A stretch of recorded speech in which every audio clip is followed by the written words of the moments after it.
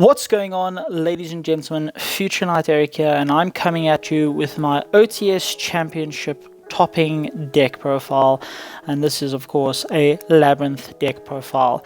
I've taken this to two OTS champs, one being one at my regular locals AI Fest, and the other being at a more distant locals, the Stone Dragon.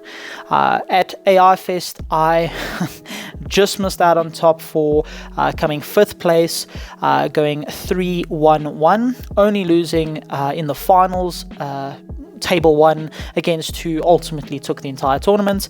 And yeah, I was quite proud of myself there, but obviously just missing out on that top. I was hungry, so I ended up going to 2nd OTS Champs and actually securing that top spot at a tier 2 event, which is something I haven't done in my 6 years of playing Yu-Gi-Oh! So I'm very, very chuffed. The 2nd OTS Champs was unfortunately only 4 rounds, but once you hear my matchups, you'll get a feeling for how competitive these events truly were.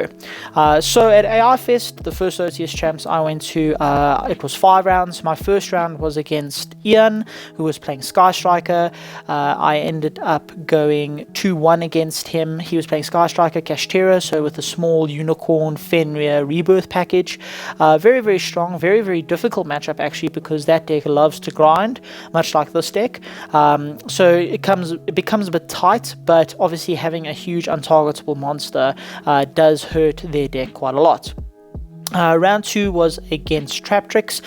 Somebody had bought the 3 structure decks. Brent had put them together, and it was actually his first time playing it, and unfortunately that deck is a buy for this deck. This is just the superior trap deck in general. The bodies are so huge, the protection from destruction, being able to set traps that are really strong, and of course skill drain. Skill drain is an auto win against them. Obviously, you know, when they link into their extract monsters, because skill drain was up first, they will be negated. So yeah, that was very easy 2-0. Round 3 was against Kashtira Adventurer against Andrew.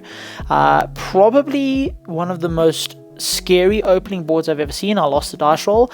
He did full cash play with the Griffin negate. I did have evenly in hand and prosperity, but if I prosperity'd, he would have been able to block my last 2 zones, and if I evenly'd, he just Griffin negates, and then if I prosper, he just blocks my last 2 zones anyway. He knew I was on Labrynth, so he was blocking my spell and trap card zones, which is actually very effective against me in particular. We ended up drawing though. Game 2, he lava golemed me quite close to the end of our game, but I had big engrave and skill drain on board, so I wasn't taking burn from lava, and I actually was able to bounce because lava golem is a level 8 fiend.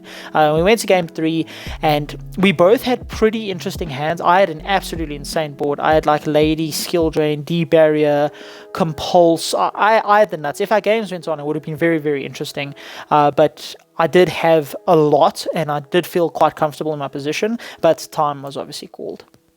My round 4 was against Pure Kashtira, against Aiden. I ended up going 2-0 against him.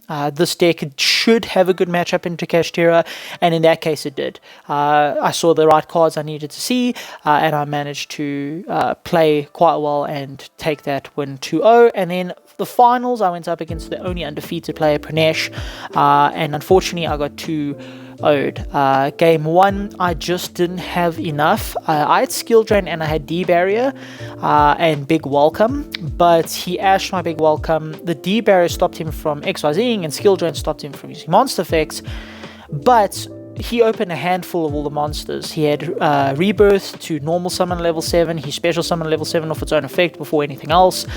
He special summoned a Rise Heart. He used a Rise Heart's effect because it banishes cost to send Ogre to summon, and then he used meta whatever, and he ended up having 4 huge bodies with the field spell on board, buffing them all, and they're just massive, and he crashed over my lady and then killed me. That was game 1. I won game 2. Can't remember how exactly, but we got to game 3, and what ended up happening was, yeah, he special summoned for a set a card, passed to me. I then I think I activated Labrynth, set a few cards, and special lady. Passed back to him. He goes Harpy's Feather Duster. I go chain big welcome. He goes ash. I go great. So I just lose now. And yeah, that's exactly what happened. And then he was able to go rebirth, normal, unicorn, and I had nothing else, and I just lost. So yeah, that was the OTS champs at AI Fest. I went 3-1-1, coming 5th. I was the highest 3-1-1, with the only people above me being 4-1s, and of course Pranesh being undefeated. At the Stone Dragon, I versed Pranesh again, but we'll get there. Round 1 I versed against Scareclaw Kashtira. He didn't really know what Labrynth did, and that is a huge advantage for me. I ended up taking that 2-0. Round 2 was against Pranesh again, and I had re-kitted my deck specifically to beat him, and we went to game 3, and unfortunately in time, he had a unicorn, which I added the meta whatever. He activated the meta whatever to summon a different attribute. I ashed it. He then went battle phase, declared attack. I went big and he ashed, and then he just attacked me and poked me for game in time, which is unfortunate because I did think I had quite a bit. He did blindside me a little bit, saying I could go first in game 3, which I should have predicted, to be honest. But yeah, because I had 2 of a specific side card, which we'll get into, in my hand that were dead. Then round 3 was against Pure Kashtira. We ended up also going into time, but I had won in time because of an attack into a defense lady. So I was really lucky to do that. To be fair, I believe it was Caden. He was playing really quickly to hopefully not go into time. And shout out to him for being such a good sport. He's really awesome. And then round 4 was against Sword Soul. It was a 2-0 against my good friend Yasha. It was just a blowout. This deck is really good into Kashtira and Sword Soul, as it should be, but for some reason I just couldn't beat the OTS champ and YCS topping and Nats topping player that is Pranesh. And I think that does say something about my skills and the deck, in fact. So that's it for the tournament report. Before I get into it though, I mean, it's been pretty long already, but I do want to give some shout outs. Huge shout outs to Herbert, Kieran, Matthew, and Jandre for testing with me the day before the AI OTS champs. Huge shout out to Byron, who actually judged at the AI Fest OTS champs, and also Hook, who hooked me up with these absolutely beautiful live tone dice, field center, and sleeves. Absolutely stunning. He's an absolute lad. He is also actually hooking me up with CR versions of my Arianas and the field spell, which I'm very hyped for. And yeah, shout outs to anyone who participated in these events. Without the community, we would not be able to even do videos like this, because events like this wouldn't happen. So yeah, not much else to say. Shout outs done, tournament report done. I think we can get straight into the deck profile. So, to start off, we are playing 3 Lady Labrynth of the Silver Castle. This is by far the stock standard ratio at this point. If you're still playing 2, you are doing something wrong. This is the best card in the entire deck. This is literally what lets you play when there's a set card in field, cannot be targeted, destroyed by card effect, getting you trap access. Best card. I don't think much needs to be said. If you are returning a Labrynth viewer, you know what all these cards do. If this is your first time on my channel, I would suggest looking at my older deck profiles to get an idea of how far this deck has come. We are playing 2 Ariana. This is taking heavy inspiration from Ryan Yu's list, and this list in general is taking inspiration from that, with of course my own changes. We are playing the 1 lovely Labrynth of the Silver Castle. And I opted to play 1 Kuklok. I still feel like it's really good, just being able to access the ability to use a trap that you set that turn. I think it's really strong. Sometimes it allows for like random hand loops that you can do, going first, or it allows you to just activate the trap set off lady, when you're going second, when you're playing in their turn. That's it actually for the Labrynth monsters. Very small lineup. However, there are still more monsters. This is something I opted to play in both OTS champs.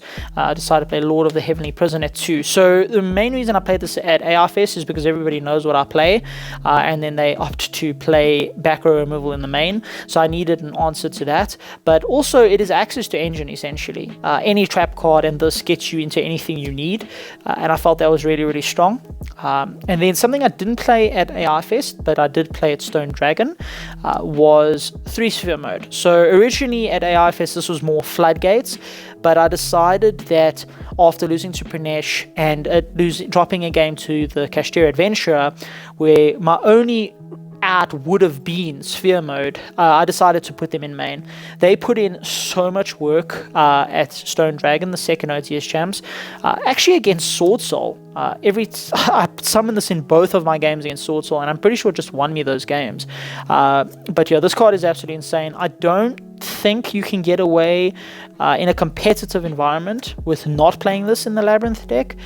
If you can play Sphere Mode or Lava Golem in any capacity in your deck, you should. It's just really, really good into the cash matchup, as well as a lot of rogue decks. And that's it for the monsters. For the spells, I still opted to play the one Labrynth. I think you have to play this in some capacity in the side or main, and I decided just to play it in the main deck, because once you've got it up, it's very difficult for your opponent to play. You have so much advantage, and you keep gaining advantage off of your cards. So I think it's definitely worth playing at least one in the main. And then for the cards that make this deck absolutely cracked, 3 Pot of Prosperity and 3 Pot of Duality. Now, in a lot of my lists, I wasn't playing Pot of Duality. I was extremely wrong. This card is absolutely nuts. You have to play this card. Being able to dig 9 is insane, and you could make an argument that you could even play stuff like Sphere Mode at 1, just because you're able to dig so deep into your deck that you can grab it. But of course, against Kashtira, if you go Pot of Prosperity first, they can block your zones, and you can't even resolve a Duality. So it becomes a bit iffy, but I think that this allows for some very wacky ratios in the decks, and I think it's probably the reason a lot of ratios change amongst the different topping deck profiles. But yeah, these cards are insane. You can't play the deck without them. Extrav is just nowhere near as good, and I can explain why.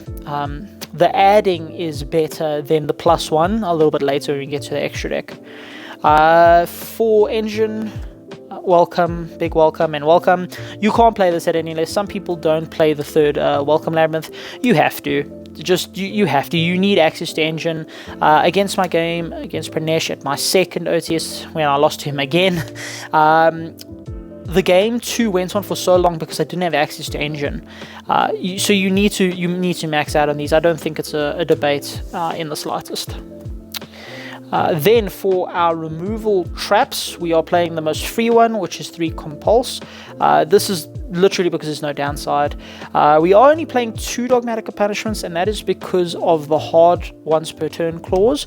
That, and it's terrible going second into Kashtira, but it's good going second into everything else. So I think it is definitely worth playing at 2, but you never want to see 2 in your hand. So I opted to play the 2 so that doesn't happen. Then for, one more, there's Terrors of the Overroots. I'm only playing 1.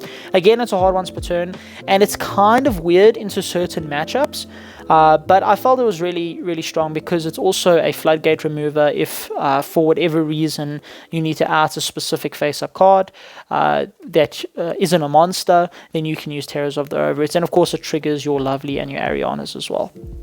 Then the final, I suppose, spot removal trap was the Daruma Karma Cannon. This card is probably the best card in my deck over this weekend. It saved me once against Kashtira when I did the exact same thing. I deburied them, and then he went battle phase with all the big monsters.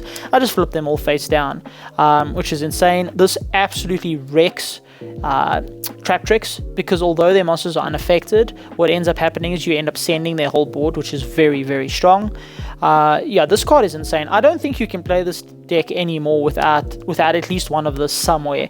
It's so strong, and it's TCG exclusive as well. It's just such a good card. So those are what I would say, quote unquote, the spot removal normal traps. The last normal traps, I suppose, are 2D barrier. This was the most underwhelming card the entire weekend.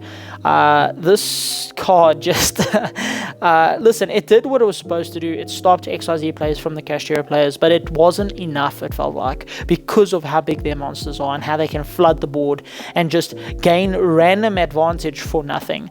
I do think you still have to play it. You have to play at least 2. 3 I think is way too much, unless you're in a very, very competitive environment. And then for my floodgates, again, on that whole theory that you're digging 9 cards, I opted to play 1 Goes and Match.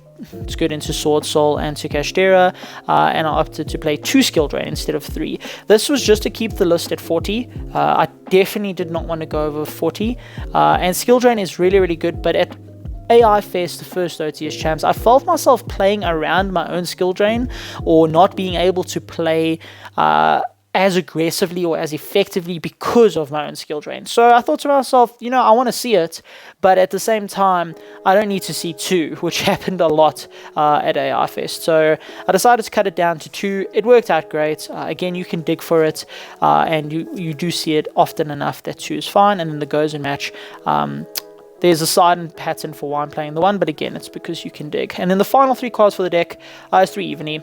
If you aren't playing this in your main deck, you're doing something wrong. Even if you're not in a competitive environment, this card is just absolutely busted, this format. If you can resolve it against Kashtira, it's very, very strong. The card is absurd. You have to play it in your main deck in some capacity. And in our deck, it's got some synergy. You can summon Lady after you've resolved the effect, which is awesome. So that is it for the main deck. Clean 40 cards. For the extra deck, this is going to be pretty quick. Obviously, we've got our beautiful field center here. Shout out to Byron. And then we've got, okay, so this is actually all messed up.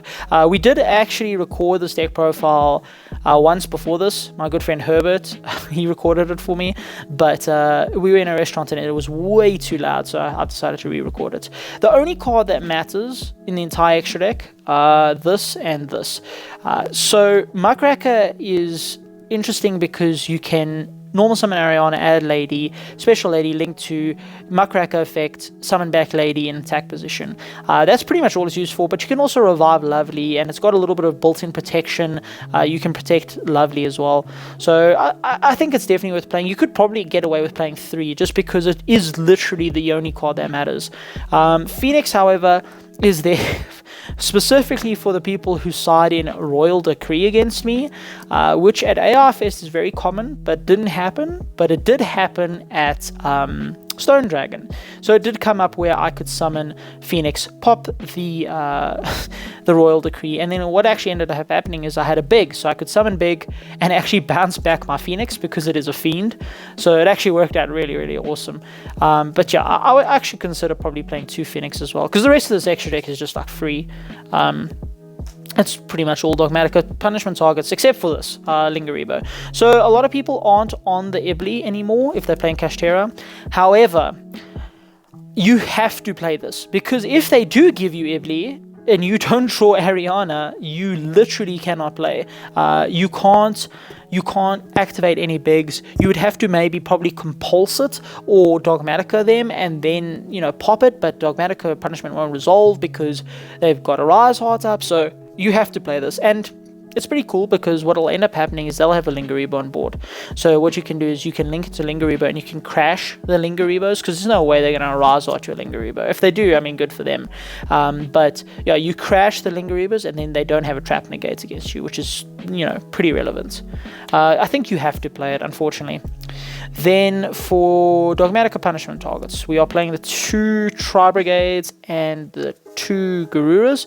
So obviously 3500 pretty much gets over everything via Dogmatica punishment. You're never summoning any of this. And then it'll send Garura, and then you get to draw a card, which is advantage, it's like a +2, which is insane.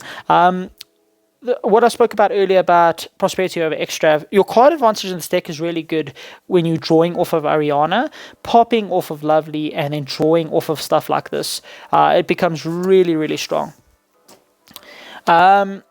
other dogmatic punishment targets, 3 Entis. It's like the standard. I don't think I need to explain that. 2 of this guy, Mirologic Aggregator. No idea what he does. Technically 2, 4, 6, 8, 9. You can't even make it. It's literally just when it's into grave, it's an imperm. Target a monster on the field, negate its effects. And then the final card is actually Bait. It's Omega. So other than Phoenix, it's the only card I play as a one-of because it's limited. And because it's limited, what will often happen is a Kashtira player will look at my extra deck and go, oh, wait a minute, Omega's limited. And then they'll just banish the Omega because nothing else really matters because I've got multiples of all of them. But yeah, otherwise it's decent, I guess, into decks that use the graveyard, which isn't many at the moment. So, but yeah, that's it for the extra deck. The side deck changed a lot between the events, but I'm pretty happy with how it ended up. 3 Ash. I don't think it's worth maining. I don't think it's strong enough to main, especially when you've got such good traps to break boards with. However, I do think it needs to be played in the side because hitting Branded Fusion with this is like an FTK, and the mirror is also pretty much an FTK. Every time I got Ash this weekend, I pretty much lost, unless it was on Ariana, in which case I laughed at them because then you just set big and then you just win. But yeah, you have to play this in some capacity. I did think about playing this in the main somehow, but then you have to reduce your ratios of sphere modes and maybe cut a trap, and then it doesn't become worth it. But side deck is fine. Then shout out to Byron. This was his idea, is Kurikara Divine Carnate. So this was the card I drew 2 of against Pranesh at Stone Dragon, and he said to me, you can go first, when I had these, which, I mean, these are absolutely insane. It would have been crazy, but yeah, unfortunately, I went first, and you know how that went in my tournament report. But yeah, this card in theory is insane. They activate Shangri-La to summon a Kashtira in the standby phase, and then they trigger a Rise Heart because it's mandatory to attach, and they've already used 2 of their usually 3 monster board. Then you literally go Kurikara Divine Carnate, Tributor to summon, and then, you know, the Fenrir will trigger if they want to and get rid of it. If they didn't summon Fenrir, you now just have a 3k body. They can beat over whatever they summoned, or can beat over the Mind Hacker, which is really, really strong. It didn't come up. I did side it in against Cash and Sword Soul. I didn't see it, and it being a waifu, it sort of does have a place in the deck. I think I'm going to keep it in for now, just because it does seem really, really strong. I just didn't get a chance to see it in practice. Then I play 1 rivalry. This is to interchange with the Gozen match if I'm going up against Branded, which is probably the most difficult matchup for this deck. Luckily, I didn't see any over the weekend. 1 Boo Boo game. This is, of course, for the Lightning Storms and Harpies that we can't play through. We can play through evenly, but we can't play through Lightning Storm and Harpies. When they even you can actually beg, bounce back your lady, keep a trap, special a lady, and then you're able to activate a trap to then chain lady to set another trap, and then you can keep going. When they Harpies you just lose. The only way you can keep playing then is if you don't activate a big and you have a lady or lovely on field already, then you just have a bounce. But it's not great, so we have to play something to give us some recursion. Then probably the best side card I decided to put in for the second OTS was Anti-Spell Fragrance. This card is nuts. So again, it stops the board breakers, but it also stops the gas that Kashtira has. They can't really do much, which I thought was very, very interesting. They can literally end on 1 body, and maybe a normal summon if they draw Rise Heart or search for Rise Heart off of the Unicorn or Fenrir. So, I mean, not off the Unicorn, off the Fenrir. So, this card is absolutely insane. I'm very, very impressed with this card, and I'm definitely keeping it in. I'm very, very tired of getting Harpies, in case you didn't pick up on that. Speaking of, Judgments and Harpies are the last cards in my side deck. I'm pretty sure you have to play Judgments in the side no matter what you're playing in this format. Card's free, there's no red reboots. It's just absolutely free. And then Harpies was my 15th card. It's not good against Trap Trick. It's very good against the Mirror. And it's just generally good against random stuff. I mean, in my game against Sword Soul, I managed to Harpies and get rid of a Judgment, which would have stopped my trap, which would have stopped me from triggering Lady and, you know, stopped me from snowballing. So yeah, I think it's worthwhile to keep playing. And yeah, that's pretty much it, ladies and gentlemen. I had an absolutely amazing weekend. 3 days of Yu-Gi-Oh is insane, but it paid off. I mean, coming 5th at a very competitive 5-round OTS Champs, and then coming 3rd at a smaller but still very competitive OTS Champs was, you know, very, very exciting for me. I'm very happy that I was able to top. It's, you know, something that, like I said, that's something I haven't done. But having done so, I can say, you know, I'm quite happy, and hopefully I've broken the curse now, and there's more tier 2 tops in my future. All right, ladies and gentlemen, I think that is all for today. This is Future Knight signing out.